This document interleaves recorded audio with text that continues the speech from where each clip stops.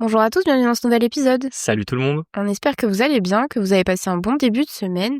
On se retrouve pour l'épisode de la semaine, enfin le sujet de la semaine plutôt, sur investir à deux, amour ou business. Ah ça y est, j'ai l'impression d'être dans un télécrochet, tu sais. Et on est bien placé pour vous en parler, vu qu'avec Julien, on investit à deux, et depuis toujours. Donc On on a entreprend à un deux très... en plus aujourd'hui. De quoi? On entreprend à deux surtout On aussi. entreprend à deux aussi et nous ça fait, plus de 7 ans qu'on est ensemble, donc on commence à avoir un petit recul sur la chose et on va vous partager un peu notre retour d'expérience. C'est vrai qu'investir en couple, ça soit un gros levier pour avancer, soit ça peut être une source d'emmerde infinie. Et c'est vrai que chacun l'aborde un petit peu différemment, surtout que, entre guillemets, il y a nous, notre expérience. Aujourd'hui, je me rends compte aussi en accompagnant des investisseurs que chaque couple gère un peu différemment. Tu vois, rien que par exemple sur l'aspect de l'épargne, je vois qu'il y a des couples qui sont très ouverts sur le sujet. Ils savent exactement que ce que l'autre a sur ses comptes. Ils sont capables Combien ils de gagnent, etc. combien ils gagnent, etc. Et des fois, il y en a d'autres en mode non, je sais pas du tout. Et pourtant, ça n'a rien à voir avec depuis combien de temps ils sont ensemble, leur métier, leur milieu social. Vraiment, c'est très, très, très varié. Tout le monde a une vision un peu différente là-dessus. Pareil, il y en a qui ont la vision, ils investissent et sont là en mode, ils se posent pas trop la question de l'après ou de qu'est-ce qui se passerait s'ils se séparaient. Et il y en a, tu sens, c'est un C'est sujet un sujet brûlant, quoi. brûlant. C'est-à-dire que quoi qu'il arrive, quoi qu'ils entreprennent, il faut toujours qu'ils sachent quoi faire si jamais ils se séparent, tu vois. Et pour autant, tu pourrais dire, ah non, mais ça sent déjà mauvais s'ils réfléchissent comme ça. Non, pas du tout, tu vois. C'est Donc une bonne idée de ouais, réfléchir. c'est juste des façons de voir les choses et des façons de l'aborder. Et c'est vrai que je trouve qu'il y a plein de choses à voir là-dessus. Ouais. Peut-être donner un peu les atouts d'investir à deux ou d'entreprendre à deux. Moi, je dirais que déjà, le plus gros que je vois, c'est qu'en fait, vous pouvez lever plus d'argent à deux. En fait, forcément, tu as 2 salaires, donc déjà, les revenus sont plus gros. Et je sais que la banque aime bien quand il y a un couple et qu'il est établi, tu vois ce que je veux dire? C'est exactement comme l'investisseur, il va préférer acheter un immeuble de 3 appartements que d'acheter un seul Ouais, voilà. appartement. Tu vois, en termes de risque, c'est pareil. La banque, elle se dit, OK, ils sont deux, ils ont 2 salaires. Partons même du principe qu'il y a un des deux qui a un souci, entre guillemets, l'autre travaille toujours. Et tu vois, par exemple, sur l'assurance emprunteur. L'assurance emprunteur, quand tu es tout seul, la banque, elle peut t'assurer que toi-même une fois, tu vois. Ouais. Alors que quand t'es deux, la banque, elle peut vous assurer tous les deux à 100%. Donc, entre guillemets, la banque est assurée 2 fois. Ou alors, elle peut diviser en deux et vous êtes assurés chacun à 50%. Mais au moins, la banque se dit, s'il y en a un des deux qui a un gros problème, entre guillemets, il y a au moins la moitié du crédit qui sera remboursé.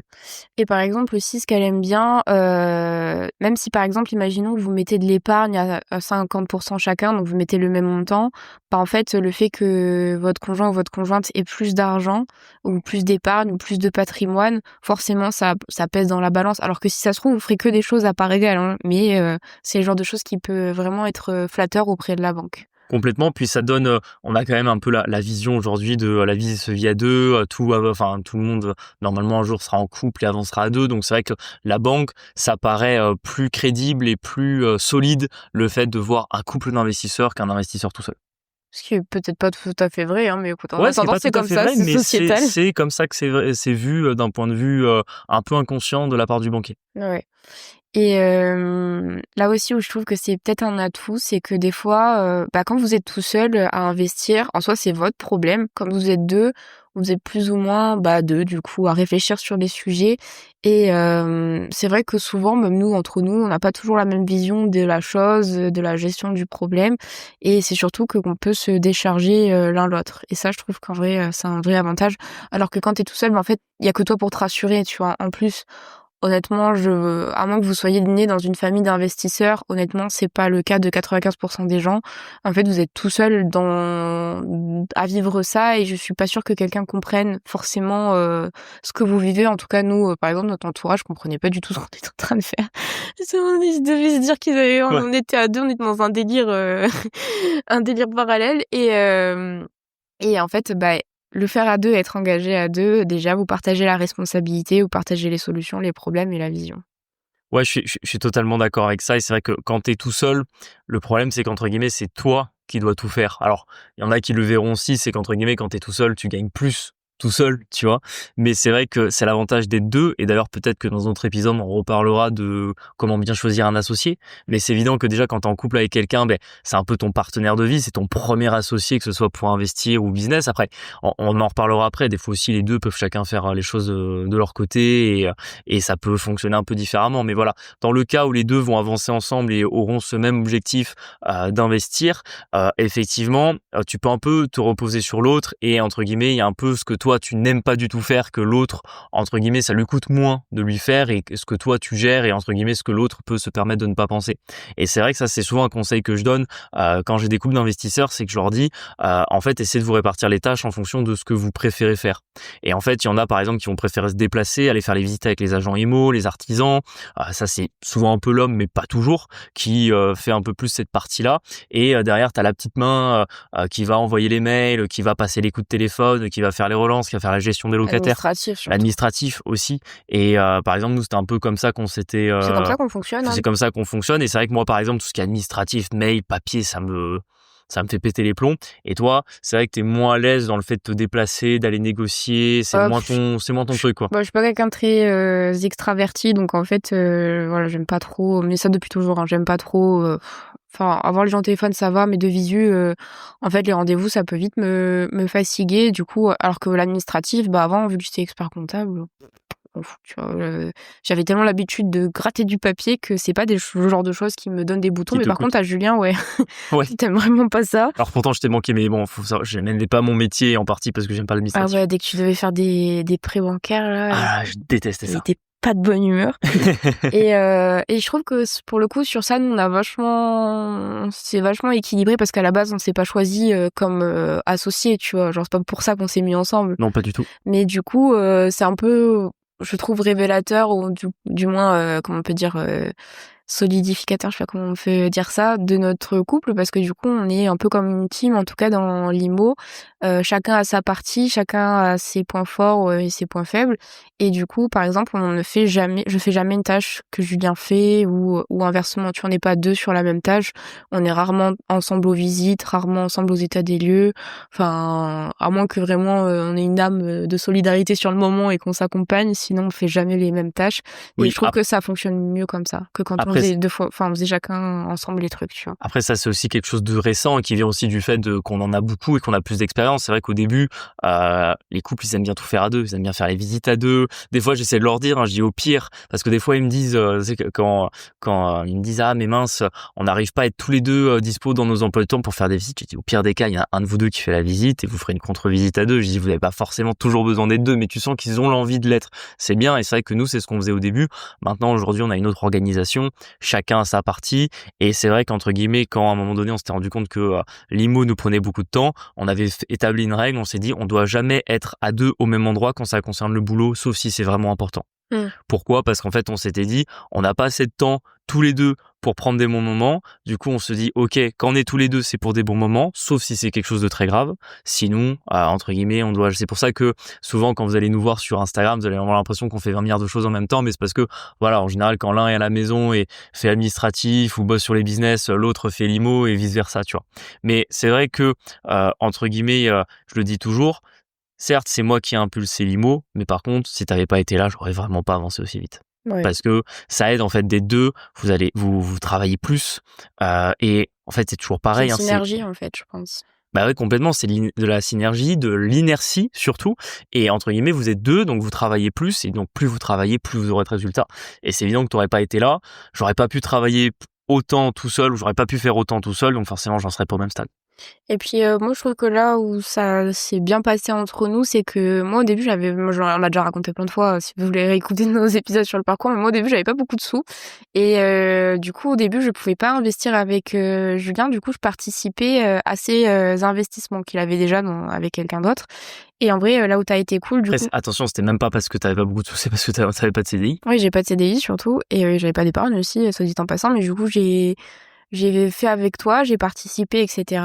Et en fait, du coup, toi, tu m'as toujours rendu un peu les fruits de ce que les mots généraient. C'est-à-dire que S'il y avait des vacances, tu payais un petit peu plus. Enfin, tu vois, financièrement, en tout cas, tu me l'as toujours rendu, alors que des fois, j'étais peut-être pas sur les papiers, il y avait peut-être pas mon nom, tu vois. Et ça, bah, c'est le genre de choses aussi où ça motive, et ça, c'est une vraie preuve d'association, je trouve. Et j'ai envie de te dire, c'est aussi une vision du couple, tu vois. Moi, j'ai Ouais. la vision du couple en mode c'est à nous, tu vois. On s'en fout de qui a quoi. Moi, j'ai jamais eu je dis toujours, et en plus, pour quelqu'un qui a fait ça, moi, j'ai fait 5 ans de droit, et justement, en général, les gens qui font du droit, ils ont pas du tout cette vision. Et quand j'en parle avec des amis qui ont fait les mêmes études que moi, ils voient pas du tout les choses de la même manière. Mais c'est vrai que moi, je peux pas concevoir qu'est-ce qu'on fera si on se sépare. Tu vois, moi, c'est un truc que je fonctionne pas comme ça, parce que, entre guillemets, je peux pas partir du principe, tu sais, c'est, en gros, ok, j'achète cette voiture, elle va peut-être tomber en panne, tu vois. Moi, je le vois un petit peu comme ça, même si je peux comprendre que des gens n'ont pas la même conception, mais c'est vrai que moi, du coup, je suis en mode, bah non, entre guillemets, c'est à nous, et on se pose pas la question de savoir le qui, pourquoi, du comment, de qui a travaillé plus pour quoi que ce soit, tu vois. Ouais, c'est ça. Donc ça, je pense que c'est bien de réfléchir un petit peu là-dessus, sur comment est-ce qu'on voit le couple dans l'investissement. Et parce que je sais qu'il y a des couples où ils se verraient pas investir à deux, tu vois, où il y en a un qui fait de son côté, mais du coup, bah, c'est ce que on vous disait, c'est que, bah, en fait, quand vous êtes tout seul, des fois, il y a des moments, c'est un peu compliqué, il y a un peu de solitude, et en fait, c'est vrai que s'il y a quelqu'un en face qui est pas enclin à écouter, ou des fois mettre un petit peu la main à la pâte à aider, juste un soutien, tu sais, de quelques heures ou quoi, bah, c'est vrai que ça peut vite poser problème, je pense. Parce que pour le coup, l'investissement, vous allez voir que si vous le démarrez, c'est quelque chose qui va prendre de la place dans votre vie. Pourquoi? Parce que ça va être votre responsabilité, et que vous allez avoir envie que ça fonctionne comme tout projet, et vous allez vous impliquer à 100%. Et c'est vrai que c'est difficile, je trouve, de laisser... Après, peut-être c'est ma vision qui est un peu faussée, tu vois, mais de ton partenaire de vie, de laisser hermétique à ça, tu vois. Je trouve que c'est pas... Enfin, Ah, mais en tout oui. cas, pour moi, ça fait partie des bases solides d'un... Bah, entre guillemets, je pense qu'au début, s'il y en a un des deux qui veut commencer l'IMO dans un couple et que l'autre est pas chaud, entre guillemets, c'est possible que l'autre s'y intéresse pas du tout, il soit limite pas au courant. Au bout d'un moment, ça va prendre une place qui sera telle que c'est, je pense, impossible d'arriver à un certain stade quand tu dépasses les 10, 15, 20 lots, que ton partenaire de vie, il y participe pas du tout. Mmh. Après, chacun y participe à sa manière, attention, mais je veux dire, il peut pas faire comme si ça n'existe pas. Ouais, exactement.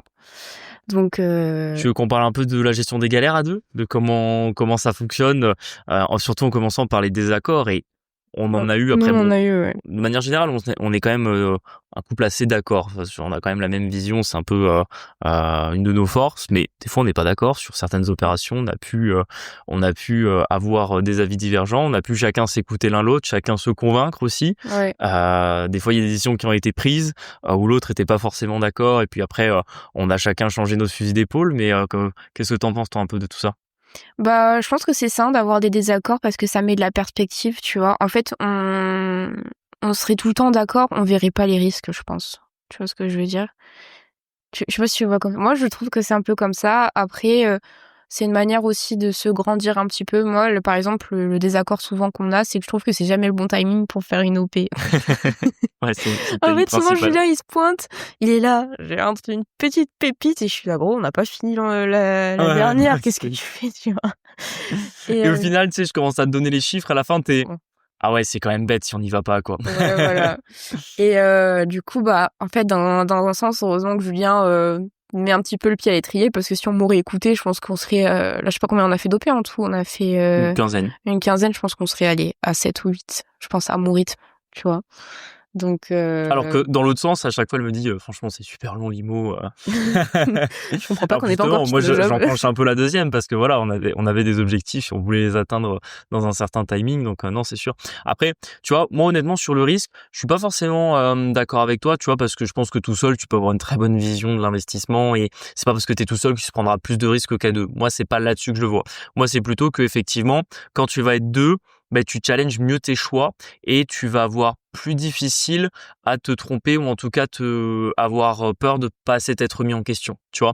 En gros, la remise en question, c'est important, et quand t'es tout seul, entre guillemets, c'est vraiment toi avec toi-même qui dois faire cette remise en question, de se dire ok, est-ce que c'est un bon invest, est-ce que j'ai tout vérifié, est-ce que j'achète celui-là, est-ce que j'achète pas un autre, ou est-ce que je m'arrête pour la négociation. Alors que quand t'es deux, ben ce travail-là, t'as moins besoin de le faire tout seul, parce que l'autre il va être à côté de toi, il va dire bah attends, il a proposé combien le vendeur, bah attends, qu'est-ce qu'on repropose, tu vois, ou non mais attends, t'es sûr, on a vérifié vérifier ça, il y avait quand même un truc bizarre à la visite, tu t'en souviens pas, dans le coin là, il y a une grosse tache au plafond. Tu vois? Il y a des trucs où quand t'es 2, ça va te permettre de, te challenger un peu plus sur tes décisions et surtout de te répartir aussi la charge mentale. Ouais, alors ça, du coup, moi, j'allais y venir. Je trouve que c'est peut-être un des points les plus durs dans l'investissement, c'est que quand vous avez des problèmes qui arrivent dans l'IMO, ça prévient jamais. Souvent, en fait, il y a pas de choses que vous pouvez anticiper. Un locataire qui s'en va, un dégât des eaux, qu'est-ce qu'il peut y avoir d'autre? Je sais pas, un souci en particulier. Il y a peu de manières de l'anticiper. Et des fois, ça tombe sur des moments où peut-être que vous n'êtes pas tous les 2 enclins à vous prendre plus de charge mentale que ça. Moi, je trouvais que ça le faisait vachement quand on avait les CDI.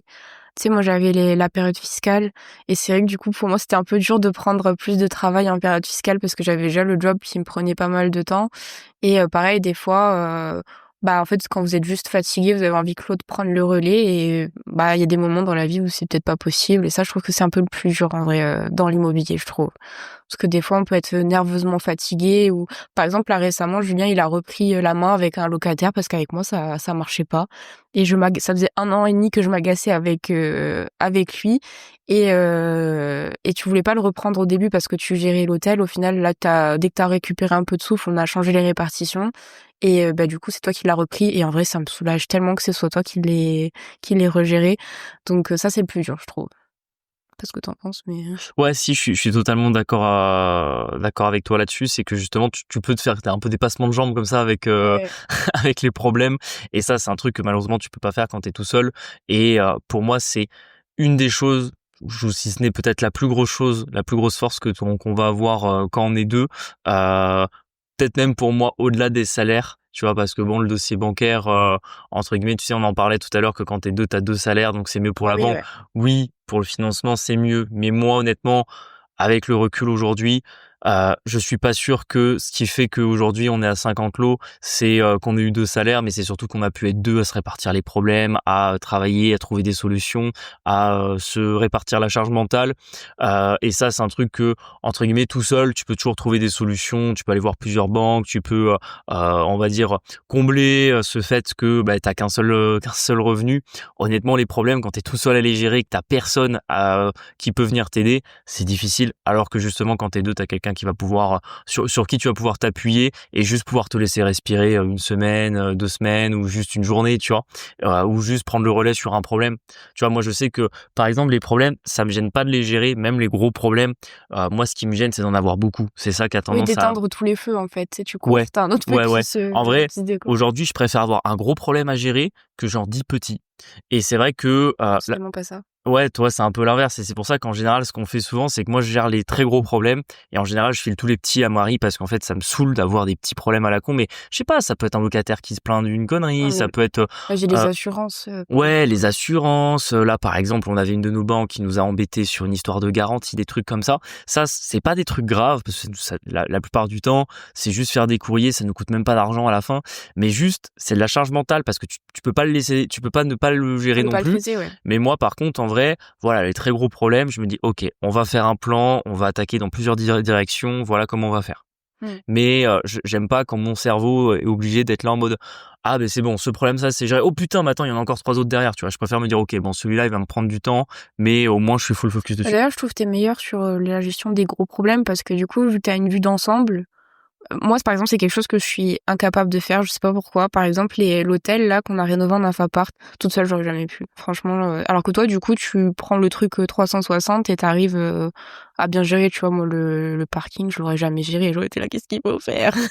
Ouais, alors que moi je me suis dit ok, on a un problème, l'extérieur, qu'est-ce que je fais? Ok, comment je pourrais le voir? Ok, qu'est-ce qu'il me faut? Gravier, Bobcat, hôtel, un pote pour m'aider et voilà ça part, tu vois. Alors que justement quand on a X petits problèmes administratifs à droite à gauche, des avenants à faire sur des baux, une relance de loyer, des trucs comme ça c'est le genre de truc qui vraiment me gonfle. Ouais, parce que du coup, sur l'hôtel, par exemple, typiquement pour le truc des parkings, toi, tu t'es occupé de commander le gravier, le truc. Moi, je t'ai réservé l'hôtel. Je t'ai calé une visite que tu devais prendre pour prendre des photos. Tous les petits trucs administratifs qui en découlent, où tu t'es pas occupé, mais comme ça, au moins, c'est fait. Sur le moment, c'est géré. Et toi, t'as géré les gros trucs, quoi. C'est ça, les trucs sur lesquels je pouvais me concentrer en me disant ok ça c'est super important, faut absolument que ce soit fait aujourd'hui par Ouais. exemple. Donc ouais. Après il y a, en galère, je pense que vous pouvez avoir dans l'IMO et je pense que ça s'apprend avec les années, c'est mélanger le pro et le perso. Bah, c'est vrai que du coup avec votre compagnon ou votre compagne, vous allez parler de vos problèmes qui vous unissent du coup et c'est vrai que, avoir ça en permanence toute la journée ou en parler à table et cetera, ça peut, peut-être ça peut être lourd un petit peu à la longue, tu vois? Ouais, et je sais que par exemple nous c'est des fois un peu un souci qu'on a, c'est qu'en général l'un ne parle jamais des problèmes au moment où l'autre Et est enclin, prêt à ouais. en parler. Et le problème c'est que tu pourrais encore dire, on avait essayé à une époque, on s'était dit par exemple après 21h on parle plus de boulot ou de ou d'IMO. Le truc c'est que des fois en fait on se voit pas de la journée, donc on est obligé d'en parler à une certaine heure, ou même des fois moi ça peut m'arriver que dans la journée entre guillemets c'est pas le moment où faut m'en parler, tu vois. Alors que à l'inverse des fois à 23h30 le soir je peux être déter à essayer de trouver des solutions. Et toi vice versa, il y a des moments où dans la journée tu peux être là à venir me voir en me disant attends, je vais t'en parler maintenant, alors que moi je suis sur autre chose, j'ai pas la tête à ça, ou je suis concentré dans autre chose. Et à l'inverse des fois le soir toi t'es fatigué, t'es là en mode non mais c'est pas du tout maintenant qu'il faut en Ouais, parler, quand je quoi. suis dans le canapé et que tu viens me voir là, je suis là: «Mais laissez-moi tranquille, laissez-moi Alors arrière». que des fois, en plus, l'un ou l'autre peut venir voir en disant tiens regarde c'est génial. En fait, c'est même pas annoncer des nouveaux problèmes, c'est dire tiens regarde tel problème a été géré. Mais pour l'autre c'est un peu ah putain tu me parles encore de boulot alors que là j'étais en train d'essayer de me détendre, quoi. Ah ouais, je pense pour ça, en vrai, le mieux, c'est de garder des moments enfin, des moments à vous, en fait, des moments cool, des moments, par exemple, faites des cinémas, faites des restaurants, faites des jeux de société, faites des moments, de couple qui vous gratifient, où vous évitez d'en parler. Par exemple, je sais que quand, on va, je sais pas, faire, regarder un film tous les 2 ou quoi, on va pas en parler, quoi. On va parler d'un truc différent ou quoi. Et ça aide, vachement à scinder, mais faut pas trop se faire d'illusions non plus, ça fait partie de votre vie et c'est des sujets qu'il vous faut parler entre vous et enfin, pour moi, il vaut mieux l'accepter que ce soit comme ça et je pense qu'avec le temps, ça devient une normalité, tu vois? Donc donc voilà. Et Hem, comment tu penses qu'il faut faire pour que ça fonctionne, en termes de répartition des rôles? On en parlait un peu tout à l'heure, mais pour que l'IMO, ça fonctionne, ouais. dans un couple, je pense qu'il faut donner des rôles. En fait, quand c'est brouillon et que vous mettez tous les 2 de l'énergie sur un même truc et qu'en fait, vous avez pas compris qui devait faire quoi et en fait, ça va vite vous agacer. Et tu vois, nous là, nous, on a vraiment des rôles très précis et je trouve que c'est ce qui fonctionne le mieux. Je sais pas ce que tu en penses, Je suis assez mais d'accord avec toi. Tu vois, je trouve que là, pour le coup, on commence à avoir une bonne organisation, mais que ce soit d'ailleurs parce que là, du coup, nous, ça a même dépassé l'IMO. C'est-à-dire que maintenant, on a du business ensemble où il y a différentes tâches à faire. Et c'est vrai qu'on a des rôles, des missions et qu'en fait, là où ça peut être compliqué, c'est qu'on a des zones floues de on sait pas encore qui fait exactement quoi. Mais en général, plus on arrive à virer cette zone de flou et avoir une frontière précise de, OK, moi, ma responsabilité et mes missions s'arrêtent à tel endroit et celle de Marie commence juste après. En fait, c'est là où ça marche le mieux. Parce que du coup, on arrive vraiment à travailler en synergie. Des fois, on travaille pas sur les mêmes fuseaux horaires ou sur la même organisation hebdomadaire, j'ai déjà remarqué. on travaille pas Mais du tout au même créneau horaire, ouais. ouais, ouais. Mais par contre, en réalité, ça fonctionne parce que si on a du temps pour le faire, en mode on a une ou 2 semaines devant nous, en réalité, ça fonctionne super bien, quoi. Ouais. Et je pense qu'aussi ça vaut pour celui qui lead. Mais ça, je pense que ça marche dans tous les jobs, hein, que même vos CDI ou quoi. Il y a toujours quelqu'un qui a une nature un peu plus leader que l'autre. Et là, je pense qu'entre nous, c'est plutôt toi. En fait, je vois pas l'intérêt d'argumenter avec toi sur les décisions. Donc en fait, je préfère te laisser cette responsabilité-là de, tu sais, de faire la ligne directrice de ce qu'il faut faire. Et, c'est ce que je disais sur la gestion des gros problèmes. C'est toi qui prends le lead et en vrai, c'est très bien comme ça.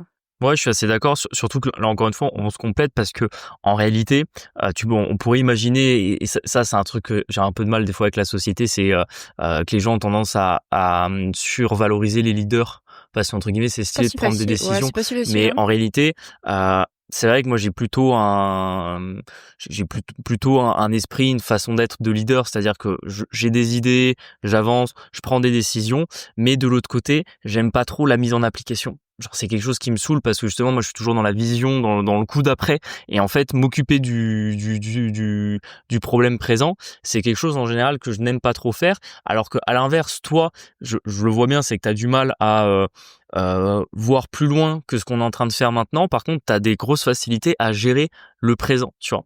Et finalement, on se complète super bien parce qu'entre guillemets, moi, j'arrive à toujours avoir le coup d'après et entre guillemets, bah, j'aime pas trop m'occuper de ce qu'il y a maintenant. Et toi, à l'inverse, bah, t'es bien meilleur dans OK, on est en train de gérer ce qui se passe là maintenant, mais par contre, faut pas trop me demander pour Ouais, essayer je me pose pas trop la question, mais ça, ouais. c'est dans ma nature, hein, déjà, de C'est base. ça. Et je sais que par exemple sur les problèmes, nous il y a beaucoup de problèmes qu'on a réussi à gérer parce que je les avais anticipés.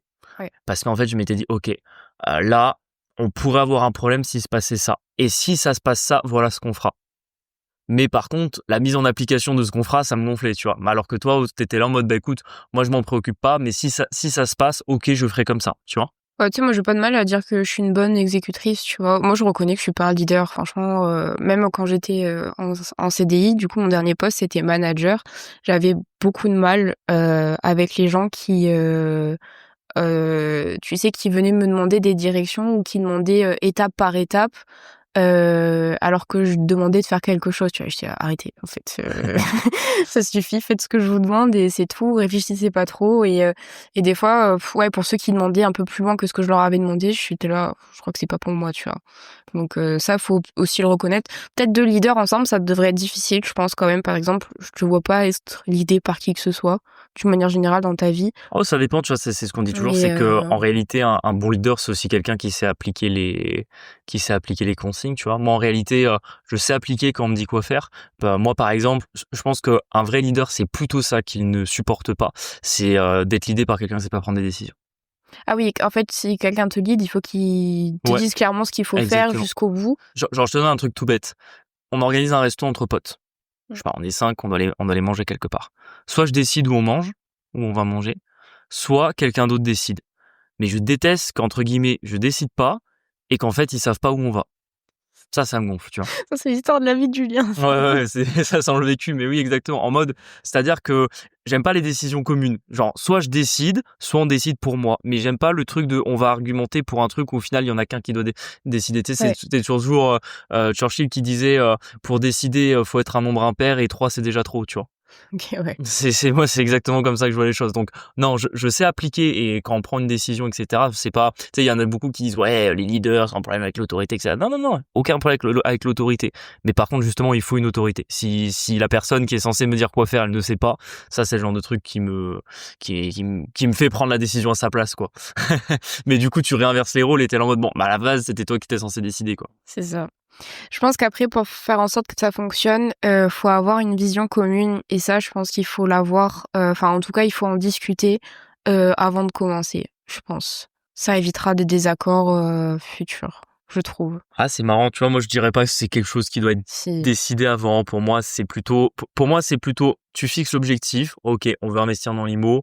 Maintenant, commencer à décider de, ok, attends, faut absolument qu'on commence par ça, puis qu'on fasse ça, on achète tant de lots à tel rythme, etc.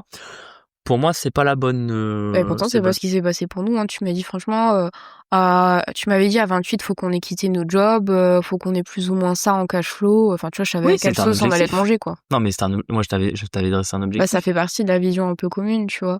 En fait, Ouais, mais je j'aurais t'avais, pas pu faire l'offusquer si, non, mais par si tu exemple, me demandais 6 mois après, un truc de racheter autre chose, tu vois. oui, mais par exemple, je t'avais pas dit, oui, on va acheter que des appartements, tu vois. En fait, non, on avait fixé un cap long terme et après, on voyait au fur et à mesure et on décidait chaque décision intermédiaire qui amenait à cet objectif. Je suis d'accord avec toi qu'il faut un objectif, mais pour moi, il faut pas en gros, faut pas écrire le plan à l'avance. Ah, je sais pas, Genre, l'objectif et le plan, c'est deux choses qui sont différentes, tu vois. je sais pas. Bon, essayez de quand même de discuter que vous êtes plus ou moins raccord là-dessus. Après, je pense que bon, bah, ça, c'est dans tout couple, d'une manière générale, même pas que dans le business ou l'investissement, mais discuter, en fait, communiquer, je pense que c'est quand même une clé. Singe communique. Homme essaye de contacter femelle. Et ça, je pense que c'est important. Ça évite les tensions, ça évite les incompréhensions, ça évite la charge mentale supplémentaire. Je pense que sur ça, on n'est pas trop mal en vrai, hein. Moi, je fais un effort des fois quand c'est pas. Je pense que tu fais aussi des efforts quand c'est pas trop le moment de parler de problèmes Je et que t'envoie je des suis. WhatsApp. On a un système bien à nous de s'envoyer des trucs à faire. Enfin, Julien envoie des trucs à faire. Moi, je t'envoie rarement des trucs à faire. et tu m'envoies un mail et voilà, je le prends, tu vois, même si des fois j'ai pas envie. En fait, c'est un peu prendre sur soi aussi, tu Ouais, vois. c'est ça aussi, c'est qu'on s'était rendu compte, c'est que le travail, le travail était omniprésent dans nos communications et en gros, on a réussi à faire un peu de la place là-dedans. Par exemple, nos SMS perso, c'est que des SMS Oui. perso, tu vois, comme si en fait on travaillait pas ensemble. Et du coup, on utilise d'autres canaux. C'est un peu l'avantage aujourd'hui. Et on a X réseaux sociaux sur nos téléphones. On a Telegram, on a WhatsApp, on a Instagram, on a Messenger, etc. Donc en fait, on peut très bien bloquer certaines conversations à certains objectifs. Et c'est vrai que par exemple, WhatsApp, nous, c'est plutôt le business Oui. parce que c'est C'est un de des trucs nos à faire, ouais. c'est un de nos canaux c'est un de nos canaux Principaux. principaux et on s'en sert beaucoup. Et c'est vrai que l'IMO en général, c'est plutôt les mails, comme ça permet de pas oublier d'avoir une trace. Et c'est vrai qu'en général, c'est un peu ce qu'on disait tout à l'heure sur la partition des tâches. Mais moi, j'identifie un problème et une solution, et soit c'est dans mes missions de m'en occuper, soit si c'est pas à moi, en fait, je t'envoie un mail pour te dire ok, voilà, on a ça, faut faire ça. Et toi, ça te permet d'avoir Et de pas la oublier. trace pour pas oublier et pour pouvoir après t'organiser comme tu veux pour la mener. Alors que si je t'envoyais un SMS À un moment donné, on faisait ça, tu me disais par SMS: «Ouais, tu penses à faire ça?» et toi Genre t'oubliais, oui, il faut savoir que je suis quelqu'un d'assez tête en l'air. En fait, du coup, vu que c'est noyé dans nos trucs à nous et si tu me renvoies un message qui n'a rien à voir derrière, laisse tomber, je vais l'oublier, c'est sûr. Et au travail, j'ai toujours fonctionné comme ça avec des to-do list et tout, donc Julien a fait un effort et on a trouvé un système de communication, qui fonctionne. parfait. Bon, on arrive petit à petit au bout de cet épisode. Ouais, on a juste pas trop parlé de la structure juridique, On mais en reparlera dans un autre épisode. ouais, je pense que ça sera plus simple. Bon, j'espère que cet épisode vous a plu. N'hésitez pas à vous abonner, à mettre 5 étoiles sur les plateformes, ça nous aide au niveau de l'algorithme, à nous suivre sur Instagram, Quitte le Boomer Dream et La Fouserie, on vous partage un petit peu notre quotidien d'investisseur, S'abonner à YouTube. et à s'abonner à YouTube. On va revenir en force sur Tu sais, je suis YouTube. content, on a 140, plus de 140 abonnés sur la chaîne YouTube. Tabarnak. Franchement, ça monte petit à petit. On va essayer d'être un peu plus régulier sur YouTube. Ouais. Et on se dit à la semaine prochaine pour un nouvel épisode. À bientôt, ciao. Salut à tous, ciao.